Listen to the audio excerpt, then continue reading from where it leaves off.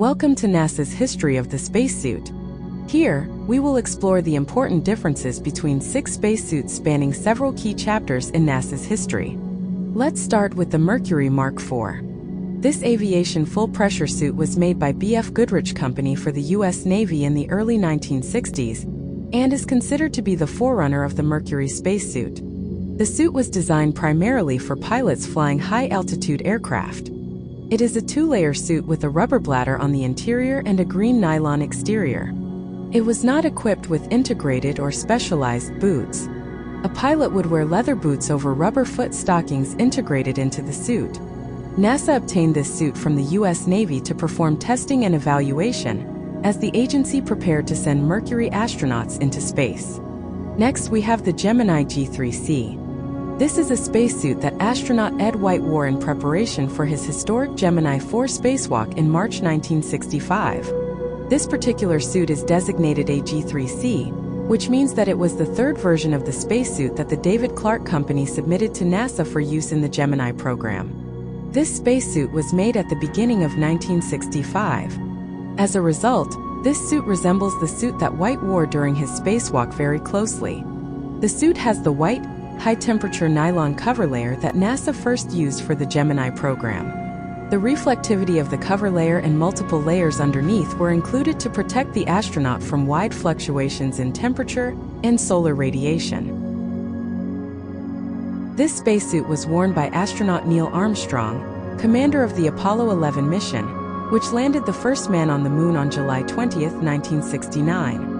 The lunar spacesuits were designed to provide a life-sustaining environment for the astronaut during periods of extravehicular activity or during unpressurized spacecraft operation. They permitted maximum mobility and were designed to be worn with relative comfort for up to 115 hours in conjunction with the liquid cooling garment. If necessary, they were also capable of being worn for 14 days in an unpressurized mode. Astronauts wore the Advanced Crew Escape Suit, or ACES, only inside the space shuttle during launch and return to Earth. The suit protected astronauts in case the shuttle lost pressure and aided in rescue if they had to leave a stricken vehicle. The high-visibility orange color made astronauts easy to spot in the water in case rescue was required. The ACES suit was adapted from a U.S. Air Force high-altitude flying suit and had a parachute and flotation device. NASA used it from 1994 through the end of the Space Shuttle program in 2011. The Extravehicular Mobility Unit, or EMU, is an independent anthropomorphic spacesuit that provides environmental protection, mobility, life support, and communications for astronauts performing extravehicular activity in Earth orbit. Introduced in 1981, it is a 2-piece semi-rigid suit and is currently one of 2 types of EVA spacesuits used by crew members on the International Space Station, the other being the Russian Orlan spacesuit. It was used by NASA's Space Shuttle astronauts prior to the end of the shuttle program in 2011. The Mark III, or Mk3, is a NASA spacesuit technology demonstrator built by ILC Dover. While heavier than other suits with a 15-kilogram primary life support system backpack, the Mark III is more mobile and is designed for a relatively high operating pressure.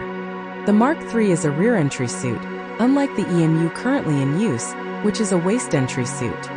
The suit incorporates a mix of hard and soft suit components, including hard upper torso, hard lower torso and hip elements made of graphite and epoxy composite bearings at the shoulder, upper arm, hip, waist and ankle, and soft fabric joints at the elbow, knee and ankle. We hope you have enjoyed this brief history of NASA's key spacesuits. Thank you for watching.